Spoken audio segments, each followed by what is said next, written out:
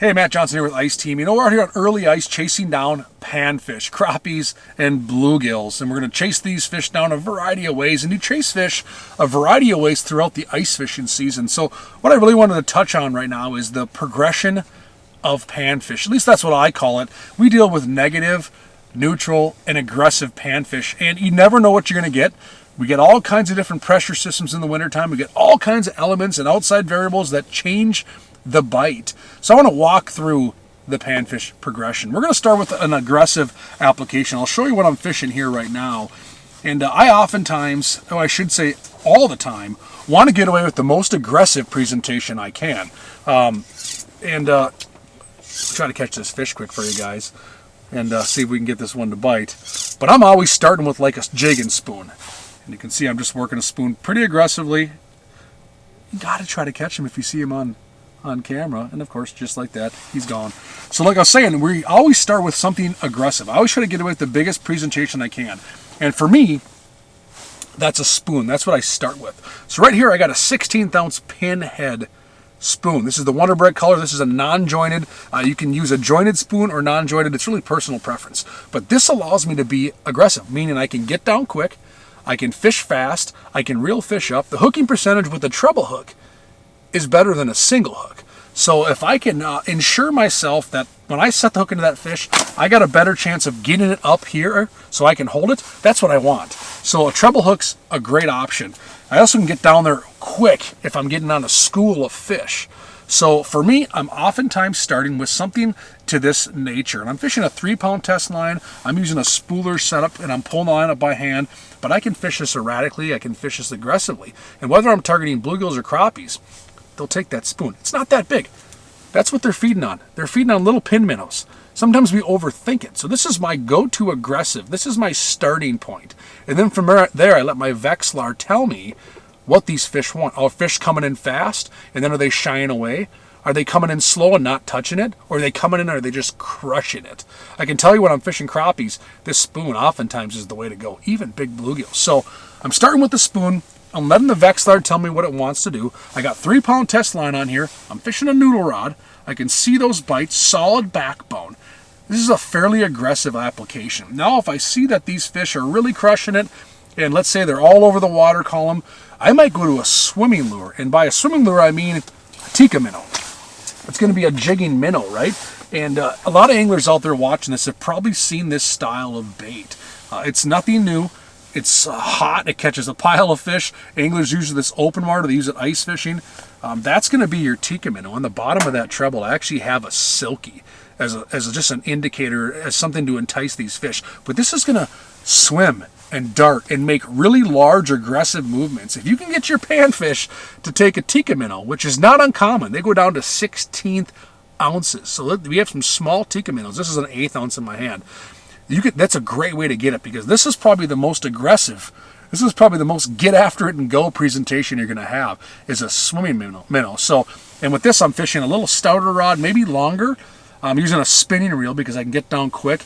And we're in generally shallow water here. But if I'm fishing deeper water, I am going to put a swivel on this just to help with line twists and some of that kind of stuff. And you can get away with a longer rod. And I'm using usually 3 or maybe 4-pound test line if I am on the extreme spectrum of aggressively targeting panfish. So there's your tikka minnow. I would encourage you to look into something like that if you're aggressively fishing. So whether it's a spoon or a tikka minnow, those are great ways to jump at your aggressive fish. Now, you can fish aggressive fish with some smaller panfish applications as well. Now, aggressively fishing doesn't just mean the lure. It can be the action you dictate. So you can use a smaller presentation and aggressively fish for these fish. So the term aggressive is relative. It's not just the size of the bait. It's also the action you employ on that bait. So we look at some aggressive, larger tungsten options. You can see here I got my slim box. Super nice. I can put this in the pocket of my ice armor bibs and I can get in here and take out and see what's going on. So an idea of an aggressive tungsten jig is you got like a double XL. This is a pretty large profile. I'll show you this jig. It's got a big beefy hook, large profile, heavy. Going to go down fast. I can put a bigger plastic or let's say a whole minnow on there and I can target those basin crappies. I can get down quick. I can be efficient. I can be aggressive. So the double XL is a good option. And just a little outside tip. The double XL is really good on big walleyes too. So if I go to Lake of the Woods or Mille Lacs or something like that, the double XL gets used. So even some of these big aggressive panfish presentations can double as big perch or walleye presentations. So I'm looking at that. I'm also looking at some of the XL versions of the jigs. So you can see here again, beautiful layout.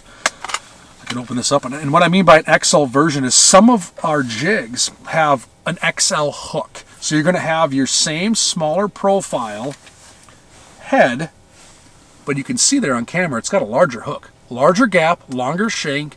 That's great for these larger plastics.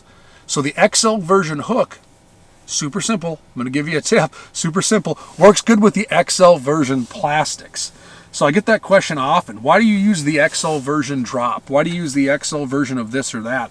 Well, it's nice to pair up with what I'm going to show you next, which would be an XL version of a plastic. So you have a Poly XL, you have a Minnow XL, you have a Jamie XL, you have a variety of plastics in the Mackie lineup that's going to come as an XL version. To me, that's going to be an aggressive application. So now I can pair this XL plastic with that XL jig, drop XL, whatever it might be, and I can get down there and aggressively target these fish. So hit you hard with a lot of aggressive applications. It is something I think we overlook as anglers. And one more tidbit before I move on to neutral and negative presentations and applications is I find it oftentimes when I'm dealing with a negative fish, just like musky fishing, they may want to eat only one time a day. So I've seen where when the fish are negative, turn into one of these aggressive applications can actually catch your fish and trigger them to bite instead of downsizing and force feeding them. Give that fish one big steak, that's the only meal they're going to eat that day, and you'll be surprised on even negative bites that have aggressive applications work. So, let's say I'm looking at my Vexilar. We've tried these aggressive applications, whether it's a spoon, a tikka minnow, larger plastic, larger tungsten, and these fish are coming in and they're just not taking it, right? Now we're going to jump into the negative or neutral zone. That's where I'm going to start to play with noodle rods, spring bobbers. You can see the tip of this scepter has got that beautiful, just bouncing action spring. I can see the most supple bite, whether it's a down bite or an up bite.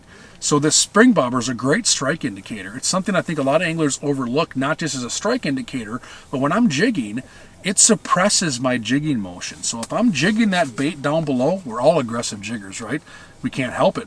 That spring bobber changes that jigging motion to a more swimming action. So this not only shows you the fish, the bite detection, but it gives you some room for error on your jigging sequence.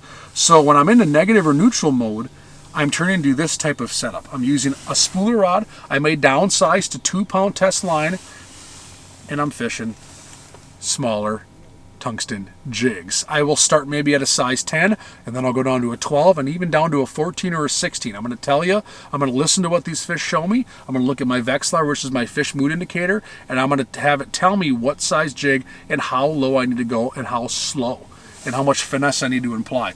Generally speaking, I'm going to start with the number 12. This is a number 12 tungsten jig. It gets down pretty quick. It's got the small profile, but I still have a lot of control. And again, I couple that with a spooler rod. A spooler reel, again, that doesn't have any line twist. It gives me the most control, and I can drop it down on top of these weird negative fish, and I don't have a spinning jig. And I happen to be just fishing, like I said, a scepter rod, spring bobber, 2-pound test, metered line. I can see the line. I want to give myself every advantage I can when I'm dealing with negative neutral fish. So whether I see the bite on the spring bobber, oftentimes I'm not going to feel it, but I can see this line against the white ice or the snow for that little twitch, that little movement at the base of the water line. Because if I'm fishing a plastic, I know it's not a minnow or a maggot, it's a fish. And in fishing, hook sets are free. You think you have a fish, set the hook and bring it home. So what am I going to put on the end of this with negative fish? I'm a Finesse plastics guy. I love fishing plastics, and my go-to oftentimes is going to be like a Mackie minnow. And the beauty of this, I'm going to show you a tip. I'll rig this up. I don't have anything on that hook by design. Take one of these out of this cage here. Got that little tray inside there. It's kind of nice. You can slide them out easy. And this is what I have here. It's small. It's a 1-inch presentation. This is just a little 1-inch minnow. And you can fish these baits out of the package just like you'd want, right? You can fish them whole. But one thing I always tell any angler is you feel free to manipulate that plastic. Just because it's like this out of the bag doesn't mean you have to fish it that way. So me, I usually take a little bit off the tip here. I don't know if you can see that on the camera. I take a little bit off the tip. I just take my fingernail and I pinch just this little chunk off. It's a tiny little wedge. And I'll show you why I do that. So I take that out, discard that in the bottom of my fish trap. Now I have a flat end to that little minnow. It even drops the minnow down to like a 3/4 of an inch, right? Look at that tail. I can't even stop that from moving if I tried. Now I take my number 12 drop kick, my Finesse application, and I'm just going to thread that on there and butt that flat end right up. Probably hard to see on camera, I apologize, but I'll show you what I'm working with here. I butt that right up. You can see how it fits there nice and neat. Just like that.